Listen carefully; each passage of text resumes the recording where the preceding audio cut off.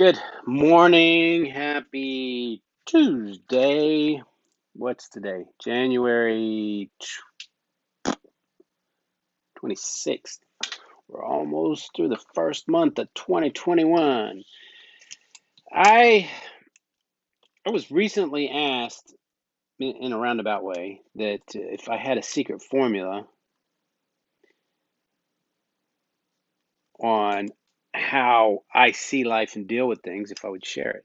And that's basically what I do. It's my formula. It's what I've come up with based off of things that I've learned and check the results. And I try to keep things as simple as possible for myself because situations come up, things happen, and you look back and you're like, oh, I should have done this, I should have done that.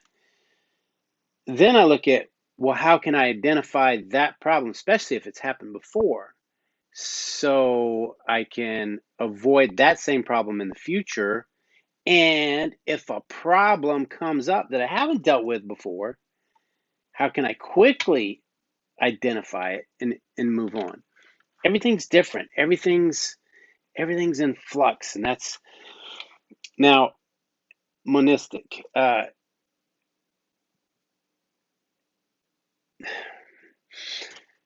I can argue, there's arguments about duality, whether life is a duality, binary, and there's arguments for either way.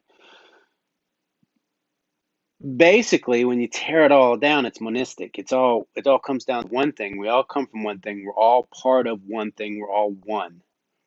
When you take away everything, we're all one. When you break it down to the quantum level, with particles, the main substance in life is nothingness, right? Space. What is the vast amount of the universe? Space. This room is not the walls, it's the space in between the walls, right? If you took your house and folded it all up and put it in a big nice neat pile, it would be a lot smaller than when it's assembled, because what actually creates the house is the space inside, and that's quantum physics. That when you break it down to particles and atoms and neutrons, it's all the space, it's energy, and that's how everything works. So it's this, we all are energy. It's monistic. We're all one. We're all one. We all come from the same thing. But then you have life. You have man, you have woman, you have, then there's the duality of it. There's the binary. Computer code is ones and zeros. It's a yes or a no. It's an on or an off. And you can take most situations, and that's what I do. The whole thing that we're one, that helps me keep me humble. But when I'm dealing with something personally, I break it down to the simplest factor. I'm like, what is, because there's always there's is as long as, especially when you're dealing with people, is as long as there's someone else, there's always two sides, right? That's life. That's just life. And so then I try to break it down to, right or wrong, yes or no, left or right, and then I have yin yang up there, because then, if you look at how the yin yang is, this is the duality, right? It's black and white. Now this, see how it fades, from black to white, and then it gets more white, but there's always a duality in there, and then it fades back to black, and then the black gets bigger. This, in some situations, this represents the equinox, the winter equinox. This the rotation of no, not the rotation, but the seasons. Winter, spring, fall. Uh, so you also have that in every situation, because everybody's different, right? If you have two people, then and then you have two different people, or then it's you and someone else, there's going to be a different a different variable, different reason. It's a different time in your life. You're a different person than you were a few years ago, and you can use other things as examples, but you have to, and I say be in the moment. I use that a lot. Be in the moment because it's that moment. It's right then. Whatever you're dealing with, wherever the planets are aligned, if you're into astrology, because the Earth is never in the same place. It rotates, but it also we're creating a vortex as we spin through the universe. So it's not like when the Earth spins, we come back around to the same place. The Earth spins, but yet we're over here now. And it's the same thing with you when you grow, and some people don't grow, whatever it may be. But there's different situations that make you feel or act a certain way. Maybe it's something, if there's alcohol involved, or if you're a little bit of pot or something you ate, or in that moment, that's what you deal with right then. uh, so other than trying to look at it, bringing things down to yes and no, being aware that there's gray areas, uh, a sliding scale, so to speak.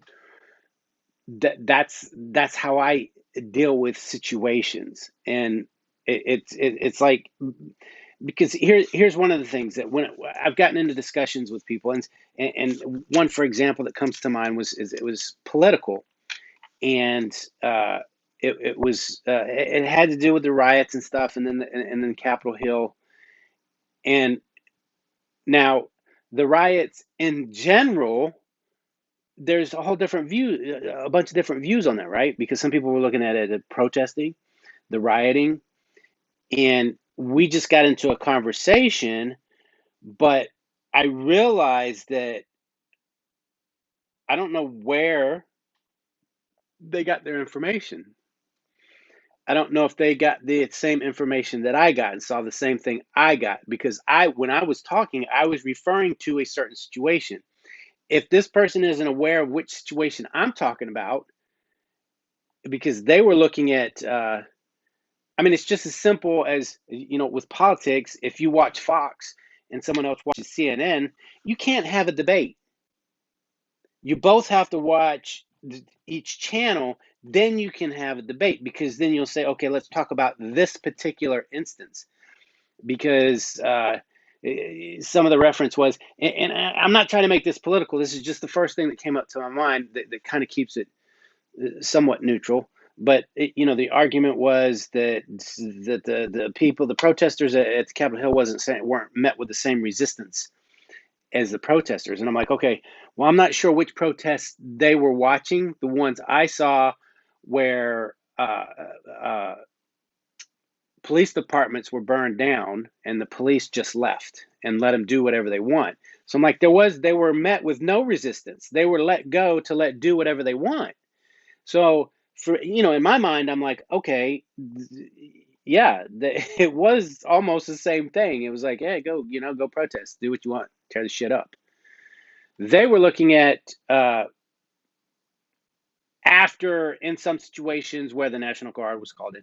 So, we were kind of comparing apples and oranges. We weren't comparing exact situations. And then when you do that, especially if it's on a personal level, you're like, you're talking about one thing, I'm actually talking about another. And if it gets a little bit heated, then it's like, so you kind of have to, you have to break it down to the binary, the duality, the black and the white. Let's, what exactly are we talking about here? What situation are we talking about, and what do you mean by that? And then you move on. uh, there's all kinds of books and stuff out there on how to communicate, and I've said it over and over. Communication is great, but understanding is the next thing. I gave you an example the other day. I was at my parents' house, and I'd done some I trimmed some bushes outside and I took the stuff back in. And my dad has a very particular spot that how he does stuff. So I just put it in there and let him do it because he likes to do that. So he asked where the stuff was, and I said on the bench. And I could tell he wasn't quite sure what I was talking about, so he walked outside. And then my mom said, "Yeah, the bench over there by the front of the garage." And I'm like, "Okay, that is a bench, but that's not the bench I'm talking about." He has kind of a workbench, and that's what I was referring to. And so I went outside to make sure, and he said, "Yeah, I wasn't quite sure, but I figured I would see it once I got out here." So just that simple term, bench. In his mind, bench meant something else. And my mom's mind, bench meant something else. To me, it meant something else. So sometimes you think, well, the I, identifying stuff and clarifying stuff is being nitpicky, but it's if I mean, you think about it, if you're in a little bit of a heated argument and your mind is set on one thing that you think someone's saying, but they're talking about this bench over here, and you think they're talking about this bench over there, you're never going to come to an agreement because you're talking about two different things. You see what I'm saying? So it takes work, it takes practice, especially when you're dealing with someone else that you have behind your eyes, you have your experiences, your past, your whatever your situation is for that moment. And unless I can get into that a little bit and see where you're coming from, and I say, okay, all right, I get that, and you don't have to agree with it all the time. I mean, a bench is a bench. I mean, you can agree that's not the bench I was talking about, but that is a bench. So anyway, that's not really a formula, I guess, so to speak, but that's kind of I try to break it down to the most simplest thing, and then say, okay, let's talk about. We're talking about this, this, and this. And then I realized that, it meant from that point, from getting to the black and white, then we can go into, all right, well, this is how this made me feel, or this is what I was thinking. And then you get into to the rest of it. That's just life. That's just, if it was just black and white, life would be boring and there wouldn't be life. The whole purpose of life is uh, contrast, in my opinion. But for a formula, I've tried to narrow it down, and I'm getting it to where I put it on everything. Uh, my thoughts, feelings, and expectations lead me to inspired actions to get what I want. And we'll go into that later, because what you think and what you feel when you think about it, are you upset because of what happened, or yeah, there's different ways of thinking. Do things happen because you're expecting them to happen? Well, this is how things go. Oh, well, relationships are hard, so is that just because all your relationships have been hard and that's what you see in others? So that's what you expect and that's what you're getting? So, I mean, it's the same thing with work, or just a real quick example on that. As I'm winding down my assembly business, I've noticed, when I go to assemble something, I want everything to go smooth. I want it to be in the room. I want it, to have enough space to do my work. Everything's there. Everything's fine. Put it together. Boom, I'm out. Sometimes stuff gets broken in shipping, right?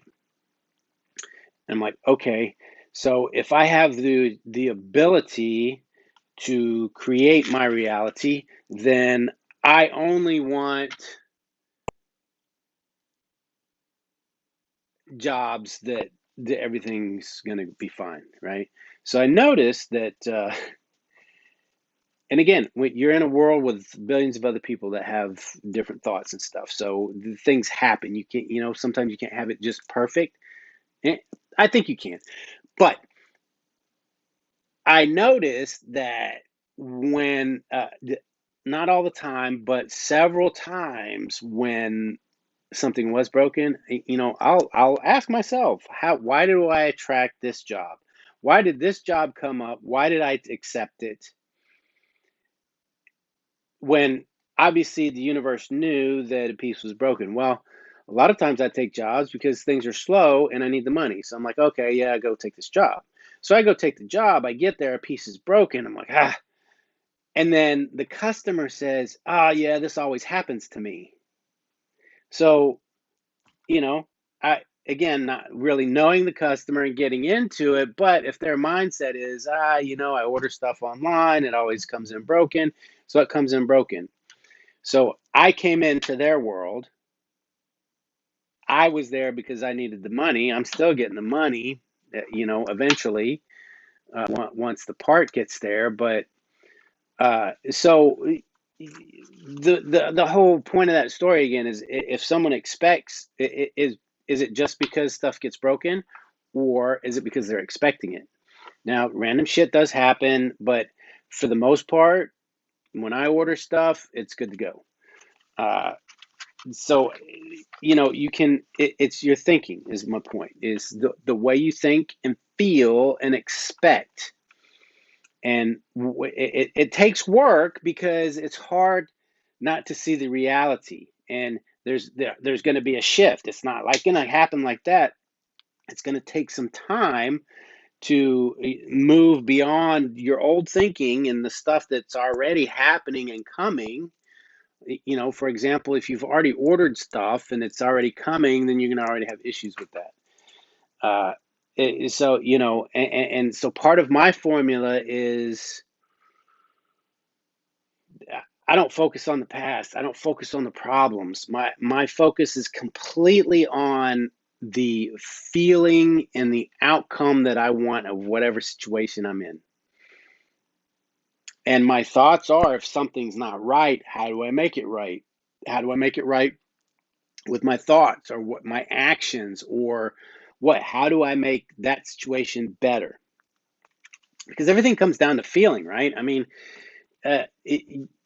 we want and do things because of the way it makes us feel, right? So that's kind of what, I'm not going to go into the whole vibration thing, because feelings have vibrations, and that goes out to the universe, and that's kind of how, that's how life works. That's how, I mean, it's scientific. That's just how it works. And all this stuff is in the Bible too. But so the first thing I do is adjust my thoughts. I'm like, what was I thinking about when that happened? Was I thinking? Because I wander off my path. There's things I've wanted to do, and I'm in a place where I'm like, this is everything I've wanted, not to the level I wanted, and it's because I didn't focus on it enough. I let myself wander off my path, and so you have to be aware of your thoughts, your feelings, how you feel about those thoughts, what you expect, and then the actions you take.